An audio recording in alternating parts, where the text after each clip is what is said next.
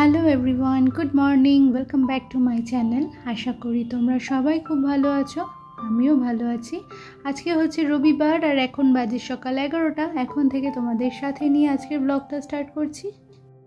আজকে সকালে ঘুম থেকে উঠে যথারীতি ঘরের যে সকল কাজকর্ম থাকে সব কিছুই করা হয়ে গেছে। চা জলখাবার খাওয়া হয়ে গেছে। আজকে জলখাবারে বানিয়েছিলাম পরোটা আর সাথে ছিল নলেন গুড়। শীতকালে এই নলেন গুড় আর এই পরোটার কম্বিনেশনটা কিন্তু বেশ জনপ্রিয় আর বেশ ভালোই লাগে খেতে। তো এখন দুপুরে রান্নার জোগাড় করছি। আজকে খুব বেশি রান্না বান্না করবো না, একটু মাছের ঝোল বানাবো আর ভাত, ব্যাস আজকের রান্না এইটুকুনি। তো পাবদা মাছটা বানাচ্ছি এই সর্ষের গুঁড়ো দিয়ে আর জিরের গুঁড়ো দিয়ে, একটু ঝোল মতোই বানাবো ধনেপাতা কুচি দিয়ে। তো বেগুন দিয়ে পাবদা মাছের ঝোল আর ভাত আজকে দুপুরে রান্নার মেনুতে আছে। আজকের টাইটেলটা আর থাম্বনেল দেখে আশা করি তোমরা একটু হলেও বুঝতে পারছো যে আজকের ভিডিওটা কী নিয়ে হতে চলেছে। তো চলো ভিডিওটা তাহলে শুরু করা যাক। আমরা সব সময় এটাই চাই যে আমাদের যে কিচেনটা আছে, যেখানে আমরা দিনের বেশিরভাগটা সময় কাটাচ্ছি, সব সময়ের জন্য একদম ঝকঝকে পরিষ্কার থাকুক। তবে এটা কি প্র্যাকটিক্যালি সম্ভব? একদম সম্ভব। আমরা যদি প্রত্যেক দিন নিজেদের অভ্যাসের মধ্যে কিছু কাজ নিয়ে আসি পরিষ্কার করার, মানে ক্লিনিংয়ের কাজ নিয়ে আসি, আর এই কিচেন ডিপ ক্লিনিংয়ের সময় যেমন অলসতা থাকবে না, তেমনি কিচেন সারা সপ্তাহ কেন সারা মাস সারা বছরের জন্য সব সময় থাকবে একদম ঝকঝকে পরিষ্কার। দেখো, প্রত্যেক দিন তো কিছু কিছু পরিষ্কারের কাজ তো আমাদের করতেই লাগে, তেমনি সপ্তাহেও একটা দিন কিচেনটা ভালো করে পরিষ্কার করতে লাগে। তাহলে যখন দেখবে ডিপ ক্লিনিং করবে তখন একদমই খাটনি পড়বে না, সময়টাও খুব কম লাগবে। তো আমি তোমাদেরকে আগেও বলেছিলাম যে আমার যেটুকুনি যা জায়গা আছে প্রত্যেকটা জায়গার জন্য আমি সপ্তাহে একটা দিন করে বরাদ্দ করেছি। তো আজকে কিচেনটা পরিষ্কার করার পালা এসছে। তো সপ্তাহে এরকম করে একদিন আমি কিচেন পরিষ্কার করে নিই। তাতে কি হয়, ডিপ ক্লিনিংয়ের সময় খুব একটা বেশি কষ্ট হয় না। তো দেখো, এই যে এই ক্যাবিনেটের মধ্যে আমার ব্রেকফাস্টের সমস্ত কিছু জিনিসপত্র থাকে। তো এই সমস্ত যা জিনিসপত্র আছে সমস্ত কিছু বার করে নিয়ে আমি ভিনিগার, লিকুইড সোপ আর জল মিশিয়ে যে সলিউশনটা বানিয়েছিলাম সেটা স্প্রে করে ভালো করে মুছে নিলাম। আর আরেকটা শুকনো কাপড়ের মধ্যে ওই স্প্রেটা দিয়েই আমি কন্টেনারগুলো মুছে নিচ্ছি। ভিনিগার কিন্তু স্টেনলেস স্টিলের যে কোনো জিনিসপত্র পরিষ্কার করার জন্য ভীষণ উপযোগী। তোমরা এরকম একটা সলিউশন বানিয়ে রেখে দেখো, যে কোনো কিছু পরিষ্কার করতে খুব কাজে দেয়। সবসময় যে সাবান আর স্ক্রাবার দিয়ে ঘষে মেজে পরিষ্কার করতে সবসময় ভালোও লাগে না। চটজলদি কাজ হওয়ার জন্য এরকম একটা স্প্রে বটলের মধ্যে সলিউশন ভরে যদি রেখে দাও, খুব তাড়াতাড়ি কাজ হয়ে যায়। তো দেখো, খুব অল্প সময়ের মধ্যে ঝটপট আমার ক্যাবিনেটটা পরিষ্কার করা হয়ে গেল, কন্টেনারগুলোও মোছা হয়ে গেল। যদিও কন্টেনারগুলোর মধ্যে কোনো তেল চিটচিটে ভাব হয় না, আমার যেহেতু ঢাকা জায়গায় সব কিছু থাকে। এই যে হাইড্রোলিকটা রয়েছে, এই হাইড্রোলিকের মধ্যে আমার প্রতিদিনকার ইউজ করার যে সমস্ত রাইস প্লেট বলো, মাঝারি সাইজের প্লেট, ছোট প্লেট, কিছু চা খাওয়ার জন্য দু একটা ট্রে, এরকম কিছুই থাকে। তো এইটাকেও আমি ভালো করে সমস্ত খালি করে স্টিলের যে প্লেটের যে র্যাকটা রয়েছে সেটাকেও পরিষ্কার করে নিচ্ছি। ছোট ছোট কিছু হ্যাবিটই আমাদের সারা বছরের জন্য কিচেনটাকে ঝকঝকে রাখতে সাহায্য করে। যখনই আমরা রান্নাঘরে কোনো না কোনো কাজ করি, কখনো না কখনো কোনো ড্রয়ার খুলছি, কোনো ক্যাবিনেট থেকে জিনিস বার করছি, বা বেশিবার যেখানে আমরা টাচ করি, যে সমস্ত হ্যান্ডেলগুলো আমরা বেশিবার ধরি, সেই সমস্ত হ্যান্ডেলগুলোতে একটা তেল চিটচিটে হয়ে যায় বা একটা হলুদের দাগ, একটু নোংরা অপরিষ্কার হয়ে যায়। প্রত্যেক দিন যদি রান্নার শেষে একটুখানি হাত বুলিয়ে সেগুলো মুছে নেওয়া যায় তাহলে দাগটা না শক্ত হয়ে যায় না। আর সপ্তাহে যদি একদিন এরকমভাবে পরিষ্কার করে নেওয়া যায় তাহলে তো দাগ ছোপের কোনো ব্যাপারই থাকে না। তো দেখো, আমার এই হাইড্রোলিকটা পরিষ্কার করা হয়ে গেছে। অ্যাকচুয়ালি এই হাইড্রোলিকটার মধ্যে কাচের বাসন আগে ছিল। তো কাচের বাসন রাখার যে শোকেসটা আমি বানিয়েছি সেটা বানাবার পরে এই জায়গাটা ফাঁকা হয়ে গিয়েছিল বলে সেই জন্য প্রত্যেক দিনের ইউজ করার যে সমস্ত রাইস প্লেটগুলো থাকে বা জলখাবার খাই যে সমস্ত প্লেটে, তো সেই সমস্তগুলোই এখানে রাখি, অ্যাক্সেস করতে খুব একটা সুবিধা হয়।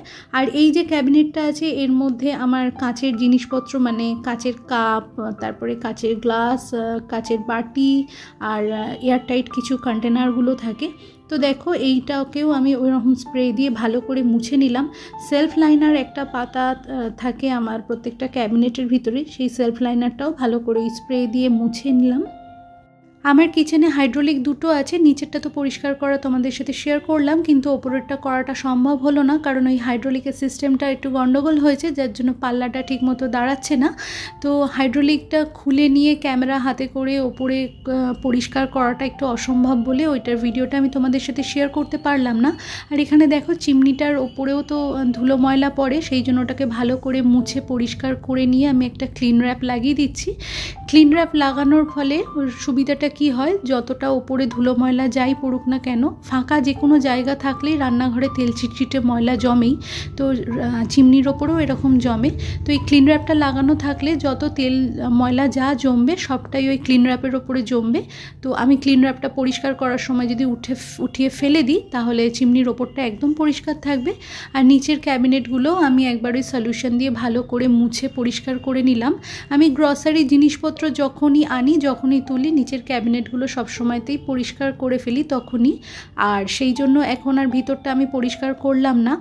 এখানে দেখো আমার যে মাইক্রোওভেনটা রাখা আছে, মাইক্রোওভেনটা যে কাউন্টার টপের ওপরে রাখার জন্য তলাতে একটা ধুলো ময়লা জমে, সব সময় মাইক্রোওভেন টেনে নিয়ে পরিষ্কার করাটা সম্ভব হয় না, সেই জন্য ভাবলাম একটু আমি কিছু চেঞ্জেস আনবো। এটা আমার ঘরে একটা কাঠের টুল ছিল, এই টুলটার ওপরে আমি একটা কভার পেতে দিয়ে মাইক্রোওভেনটা ওপরে রাখলাম, তাতে কি হবে নিচটা আমি ভালো করে পরিষ্কার করে নিতে পারবো। আর একটা অসুবিধা আমার হচ্ছিল, কাউন্টার টপের ওপরে মাইক্রোওভেনের সামনে যদি কিছু জিনিসপত্র রাখি, খাবার দাবার গরম করতে গেলে আগে সেই সমস্ত জিনিসপত্রগুলোকে সরাতে হতো, তারপরে মাইক্রোওভেনের এই ডোরটা খুলতে হতো। তো এখন দেখো উঁচু জায়গায় ওটাকে প্লেস করার জন্য সেই সমস্যাটা আমার হবে না। জলের বোতলগুলো মাইক্রোওভেনের ওপরে রাখা ছিল, জায়গাগুলো একটুখানি মাঝে মধ্যে যদি পরিবর্তন করে দেয়া যায় তাহলে রান্নাঘরের লুকসটাতেও একটু যেমন চেঞ্জ আসলে নিজেদের কাজ করতেও মনটা অনেকটাই ভালো লাগে। তো ফলের যে বাস্কেটটা সেটা আগে ছিল মাইক্রোওভেনের পাশে, আর জলের বোতলগুলো মাইক্রোওভেনের ওপরে ছিল, তো আমি জায়গাটা অদল বদল করে দিলাম। এখন ইলেকট্রিক কেটল আর জলের বোতলগুলো একটা ট্রের ওপরে মাইক্রোওভেনের পাশে রাখলাম, আর মাইক্রোওভেনের ওপরে ফলের বাস্কেটটা রেখে দিলাম। মশলার পাত্র, নুনের পাত্র, চপিং বোর্ড প্রত্যেক দিনই নিয়মিত আমি রান্নার পরে এগুলো পরিষ্কার করে থাকি। চপিং বোর্ড প্রত্যেক দিনই রান্না শেষ হওয়ার পরে ভালো করে সাবান দিয়ে ঘষে মেজে আমি রোদে শুকিয়ে রেখে দিই। আর যে সমস্ত তেলের কন্টেনারগুলো আমি ইউজ করি বা ওভেনের পাশে যে সমস্ত কন্টেনারগুলো থাকে, একবার হালকা হাতে আমি একটা শুকনো কাপড়ের মধ্যে এই সলিউশন স্প্রে করে আমি মুছে নিই। তাতে কি হয়, সব সময়ের জন্যেই কন্টেনারগুলো একদম ঝকঝকে পরিষ্কার থাকে। আর এই সমস্ত র্যাকগুলো মাজা ঘষা পরিষ্কার করা তো এটা তো রোজ দিনের জন্য সম্ভব নয়, সেই জন্য এই কাজগুলো করার জন্য সপ্তাহে এই একটা দিনই আমি বরাদ্দ করেছি।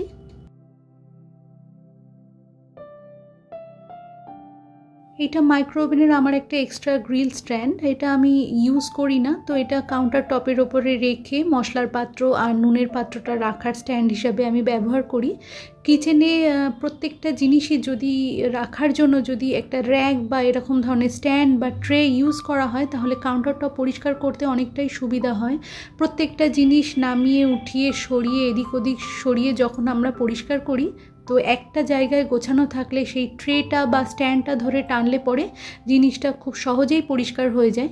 আর এই যে দেখো চপিং বোর্ড, কাঠের যে চপিং বোর্ডগুলো হয় এগুলো অনেক বেশি টেকসই করার জন্য এরকমভাবে সপ্তাহে একদিন যদি ভালো করে একটু সর্ষের তেল বুলিয়ে রেখে দাও তাহলে অনেক দিন এগুলো টেকসই হয়। ঘষে মেজে পরিষ্কার তো রোজই করে রাখি, কিন্তু তেলটা আমি এই সপ্তাহে একদিনই বুলিয়ে রাখি। এবারে চলে এসে গ্যাসের ওভেন পরিষ্কার করার জন্য। আমি তো এই গ্যাসের ওভেনটা ভাইফোঁটাতে উপহার হিসাবে পেয়েছি। তো বার্নারের যে মুখগুলো দীর্ঘদিন ব্যবহার করার ফলে তো এই যে পিতলের যে মুখগুলো থাকে এটা আস্তে আস্তে কালো হয়ে যায়। তো আমি এখনও চেষ্টা চালিয়ে যাচ্ছি পিতলের রঙটাকে এক্স্যাক্ট রাখার জন্য। সেই জন্য এটাকে আমি 2 দিন 3 দিন অন্তর আমি লেবু দিয়ে বা ভিনিগার দিয়ে ভালো করে বুলিয়ে ভালো করে মেজে বা সারা রাত ভিনিগারের সলিউশনের মধ্যে ডুবিয়ে পরিষ্কার রাখার চেষ্টা করছি। দেখা যাক, আমি জানি না কতদিন পরিষ্কার রাখতে পারবো। তো এই যে দেখো বার্নারটার মুখটা আমি খুলে নিয়ে একটুখানি লেবু মাখিয়ে রেখে দিয়েছিলাম। এবারে যেটুকুনি যা দাগ হয়েছে আমি একটা স্টিল উল দিয়ে ভালো করে মেজে ঘষে পরিষ্কার করে নিয়ে একটু রোদে শুকিয়ে নেব। যখনই আমরা রান্নার কাজ করি তখন যদি একটা কাপড় সবসময় হাতের কাছে রাখি, রান্নার কিছু ওভেনে পড়লে বা কাউন্টার টপের ওপর পড়লে সাথে সাথে যদি ওটাকে মুছে ফেলতে পারি তাহলে রান্নার জায়গাটা সবসময় একদম পরিষ্কার থাকে। আর রান্নার জায়গা পরিষ্কার থাকলে দেখবে রান্না করতেও ভীষণ মনটা ভালো লাগে। কারণ কি সেই সমস্ত দাগ যেগুলো পড়ছে সেগুলো তেল ঝোল যাই হোক না কেন যদি শুকিয়ে যায় তখন ওটা ক্লিন করা অনেক বেশি প্রবলেম হয়। তাতে কি হয়, সময়টাও অনেক বেশি লাগে। তো সময় বাঁচাবার জন্য এটা একটা ছোট্ট ট্রিক্স, রান্নাঘরে কাজ করার সময় এটা কাজে লাগিয়ে দেখতে পারো। আশা করি তোমাদের উপকার হবে। তোমরা যারা আমার নতুন বন্ধু আছো আর আমার ভিডিওটা এখন দেখছো, যদি কিছু ভালো লেগে যায় তাহলে সাবস্ক্রাইব করে আমার পাশে থেকো। আর তোমরা যারা অলরেডি সাবস্ক্রাইব করে রেখেছো আমার চ্যানেলটা, তোমাদের সকলকে জানাই অসংখ্য ধন্যবাদ। গ্যাসের ওভেনটা ভালো করে পরিষ্কার করে নিয়েছি আর পিছনের টাইলসগুলোও আমি ভালো করে পরিষ্কার করে মুছে নিলাম। এবার সিঙ্ক এরিয়াটাও ভালো করে পরিষ্কার করে নিয়েছি, কলটা মুছে নিলাম। আর সিঙ্কের পাশে যে সমস্ত টাইলসগুলো থাকে দেখবে জলের ছিটে লেগে লেগে একটা সাদা মতো স্পট পড়ে যায়, তো সেই জায়গাগুলোকেও ভালো করে ঘষে মেজে পরিষ্কার করে নিলাম। আমার কিচেন কাউন্টার টপটা গ্রানাইটের তৈরি বলে সেই জন্য আমি ভিনিগার দেওয়া যে সলিউশনটা বানিয়ে রেখেছি স্প্রে বটলে করে, সেটা আমি ইউজ করছি। যদি কাউন্টার টপ ব্ল্যাক স্টোনের তৈরি হয় তখন ভিনিগারের সলিউশনটা ইউজ করাটা ঠিক হবে না। ফ্লোরটা আমি একটু সাবান জল দিয়ে পরিষ্কার করে নিচ্ছি। আমার কিচেনের ফ্লোর টাইলসটা যেহেতু সাদা রঙের, আমি মাঝে মধ্যেই সাবান জল দিয়ে হাত দিয়ে মুছে থাকি, তাহলে টাইলসের রঙটা মানে সাদা জিনিসটা একটু মেনটেনও থাকে, তো দেখতেও সেটা সুন্দর লাগে। তো দেখো রান্নাঘরে আমার সপ্তাহে একদিনে যেভাবে আমি ক্লিন করি সেটা করা সম্পূর্ণ হয়ে গেছে। মাইক্রোওভেনটা উঁচুতে রাখার ফলে নিচটা আমার পরিষ্কার করতে অনেকটাই সুবিধা হবে। কাউন্টার টপ সমস্ত কিছু একদম ঝকঝকে পরিষ্কার হয়ে গেছে। নিচের যে ক্যাবিনেটগুলো আছে আজকে আমি ওটা বাইরে থেকেই পরিষ্কার করলাম, আর একদিন তোমাদের সাথে এটা শেয়ার করব ভিতরটা পরিষ্কার করা। কয়েকদিন আগেই গ্রসারির মালপত্র যখন এসেছিল তখন সেগুলোকে যখন তুলেছিলাম তখন নিচের ক্যাবিনেটগুলো পরিষ্কার করে ফেলেছিলাম। তো একদিনে ওপর নিচ সবটা পরিষ্কার করাটা সম্ভব হয়ে ওঠে না, তো সেই জন্য আজকে আমি সেটা তোমাদের সাথে শেয়ার করলাম না। আর এই যে একটা ট্রলি র্যাক আমি কিনেছিলাম আমার জিনিসপত্র একটু সুবিধা হওয়ার জন্য, গ্রসারি রাখার জন্যই আমি এটা কিনেছি। মাসকাবাড়ি জিনিসপত্র যখন দোকান থেকে আনা হয় তখন যেগুলো লুজ আনা হয় সেগুলোর জন্য যে কন্টেনার থাকে কন্টেনারের মধ্যে তো ঢেলে পরিষ্কার করে রেখে দেওয়া হয়, কিন্তু কিছু প্যাকেট ফুডও আমাদের আসে যেগুলো আমার যে স্টোরেজ এরিয়াটা আছে সেখানে রাখার ফলে খুব মেস ক্রিয়েট হচ্ছিল, জায়গার একটু সমস্যা হচ্ছিল। সেই সমস্ত প্যাকেট ফুডগুলো রাখার জন্যই আমার এই ট্রলি র্যাকটা আমি কিনেছি। তো প্রত্যেকটা জিনিস আমি ভাগ ভাগ করে এরকমভাবে রাখতে পারবো। এটা দেখো এই ড্রয়ারটার মধ্যে আমি যেমন রেখেছি প্রত্যেকটা খোলা প্যাকেট, যেমন কর্নফ্লাওয়ারের প্যাকেট রয়েছে, সাম্বার মশলার প্যাকেট রয়েছে, চা পাতার প্যাকেট, বিস্কিটের খোলা প্যাকেট, মানে বিস্কিট কন্টেনারে ঢালার পরেও যে এক্সট্রা পরিমাণ বিস্কিটটা রয়েছে সেইটাই রাখার জন্য এই ড্রয়ারটা, সর্ষের গুঁড়োর প্যাকেট, এইরকমভাবে আমি ড্রয়ারগুলোকে সমস্ত কিছু সাজিয়েছি। একটা ড্রয়ারের মধ্যে চাউমিন, পাস্তা, বিস্কিটের প্যাকেট রেখেছি। তো এই যে ড্রয়ারটা রাখছি দেখো, এই ড্রয়ারের মধ্যে সমস্ত সিল করা প্যাকেটগুলো আমি রাখছি, বিভিন্ন সাইজের বিস্কিটের প্যাকেট, তারপরে জোয়ানের প্যাকেট, কফি পাউচ, গরম মশলার পাউচ, সমস্ত সিল করা প্যাকেটগুলো একটা ড্রয়ারে, তেলের প্যাকেটগুলো একটা ড্রয়ারে। কিছুদিন আগে এমনও হয়েছে তেলের প্যাকেট থাকা সত্ত্বেও আমি আবার মুদির জিনিসে তেলের প্যাকেট আনিয়েছিলাম, কারণ এমনভাবে সরে গেছিলো আমার চোখে পড়েনি। তো যাই হোক, তখন থেকেই আমার মাথার মধ্যে ঘুরছিল যে এরকম প্রত্যেকটা জিনিস রাখার জন্য যদি এরকম একটা ড্রয়ারে পাওয়া যায়। ছোট ছোট কিছু পরিবর্তন এনে আমরা রান্নাঘরটাকে যেমন নতুনভাবে সাজাতে পারি, তেমনি ছোট ছোট কিছু অভ্যাসের ফলে আমরা রান্নাঘরটাকে সব সময়ের জন্য ঝকঝকে পরিষ্কার রাখতে পারি। তো বন্ধুরা, আজকের ভিডিওটা আমি তাহলে এখানেই শেষ করছি। দেখা হচ্ছে তোমাদের সাথে নেক্সট ব্লগে। তোমরা ভালো থেকো, সুস্থ থেকো আর আমার পাশে থেকো। ততক্ষণের জন্য টাটা।